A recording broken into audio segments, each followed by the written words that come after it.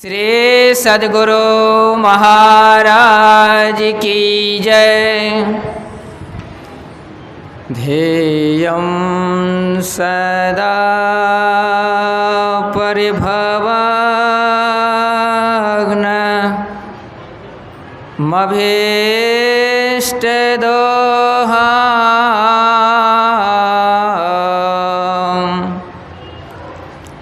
तेरे थास्पदं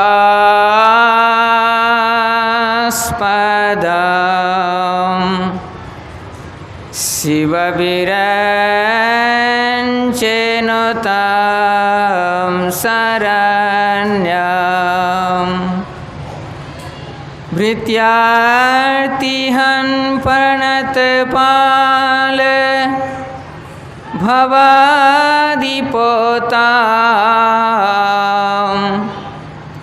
वन्दे महापुरुषते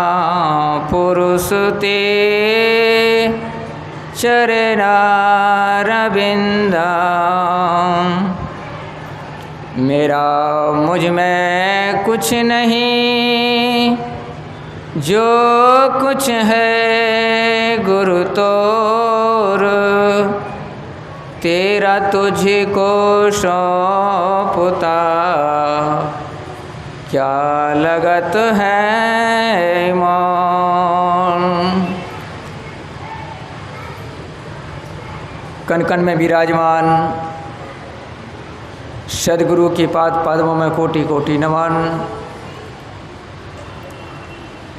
आश्रम में विराजमान अपने स्वनिवास में संत मत के वर्तमान आचार्य महर्षि हरिनंदन परमहंस जी महाराज के पाद पद्मों में कोटि कोटि नमन।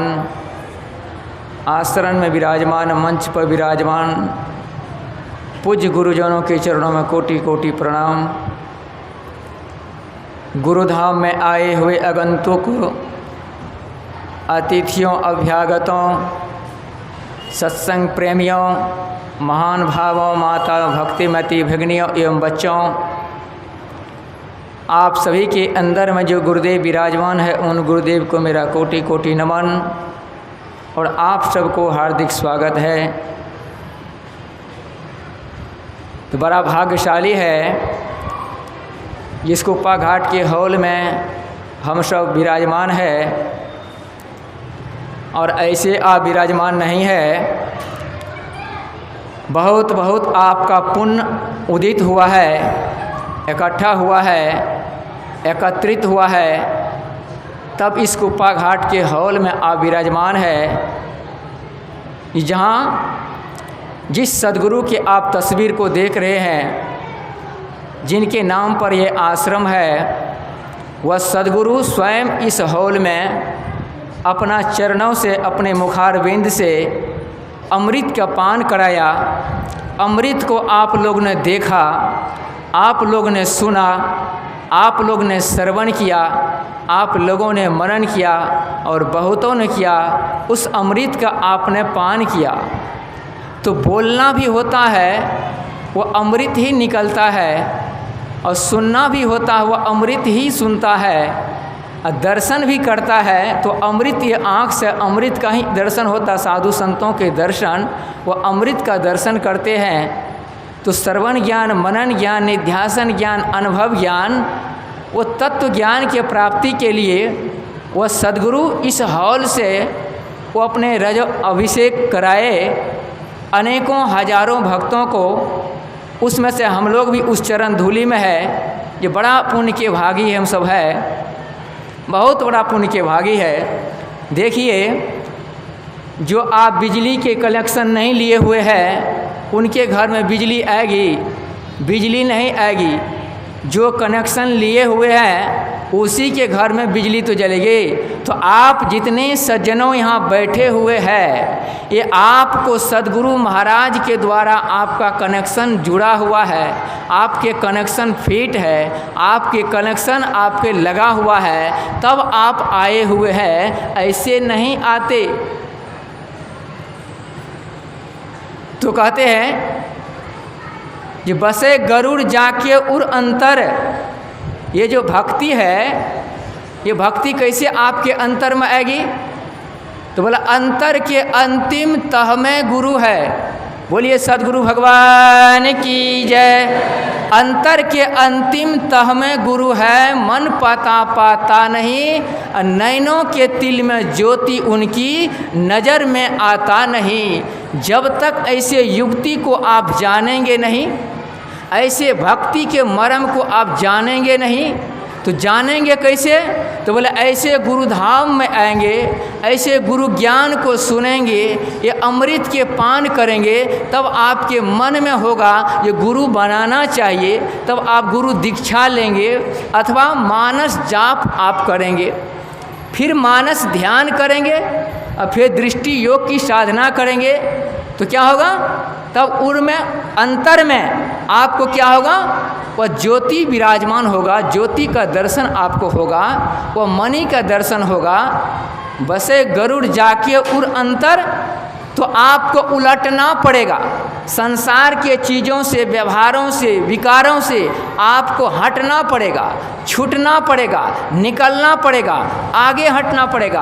अतः अंतर में आपको चलना पड़ेगा, तब आपके ये अंदर में भक्ति आपको अनुभव होगी, ऐसे नहीं होंगे। तो इसके लिए क्या करना पड़ेगा?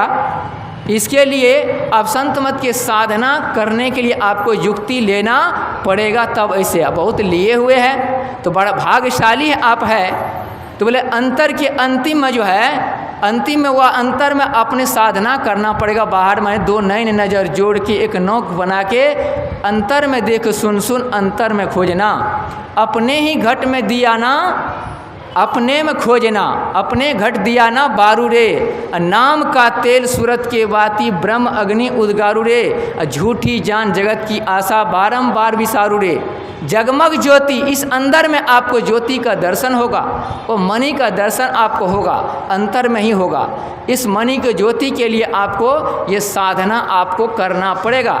साधना के लिए आपको तो बोले बहुत आपको जल्दी जल्दी चलना पड़ेगा, ये अवसर आपको फिर दोबारा मिलने वाला नहीं है। आज जो आप देख रहे हैं सज्जनों, आज के 30 साल और 35 साल पहले जो है, जो बुजुर्ग है वो और भी जानेंगे ये समय कैसा था, और 70-80 साल समय कैसा था। जो 70 साल का आदमी हो तो आज के समय कितना परिवर्तन हो गया। दोबारा जो आपका जीवन मिलेगा तो ऐसा अवसर आएगा नहीं, ऐसा मौका मिलेगा नहीं। इसलिए यही मौका आपको मिला है यह भक्ति करने के लिए। तो भक्ति करने के लिए आपको सबसे पहले परिवार में आपको प्रेम होना पड़ेगा, प्रेम रखना पड़ेगा, प्रेम से रहना पड़ेगा, तब आपके अंदर भक्ति की बात होगी। और प्रेम जब तक नहीं होगा परिवार में तब तक भक्ति होना मुश्किल है। इसलिए कभी काल पत्नी को पत्नी ये मत समझिए कि मेरे पत्नी है तो बात को सुनना ही पड़ेगा, नहीं, आप भी सुन लिया कीजिए, उनको भी सुन लेना चाहिए। हाँ, यदि आपको कभी काल बेटी के साथ, बेटों के साथ दोस्त के तरह व्यवहार कीजिए तो आपके घर अच्छा रहेगा, भक्ति करने में आपको बल। क्यों कि आज की परिवेश में, मैं बंद कर रहा हूँ, आज के परिवेश में नौजवान और नवयुवतियाँ, भाई बहन इतने आत्महत्या कर रहा। क्यों? ये छोटी छोटी कारणों के कारण, क्योंकि माता पिता को नहीं बतलाते हैं तो वो उसके अपने सुसाइड कर लेते हैं, आत्महत्या कर लेते हैं। बोले नहीं, आप सज्जनों ध्यान से सुनेंगे, गीता में भगवान ने कहा आप जितना पाप कर लिए हैं, दुनिया के 1 नंबर पापी क्यों नहीं है, सबसे बड़ा पापी आप क्यों नहीं है, आप चिंता नहीं करना, कोई भाई बंधु कोई चिंता नहीं करना है, आप परम साधु हो जाएंगे। बोला अति चेत सुदुराचारो भजते मामन्य भाग साधु रेव समंतव्यम सम्यज्ञ व्यवस्थितों में। बोले तुम साधु हो जाएगा तो आत्महत्या क्यों करता है?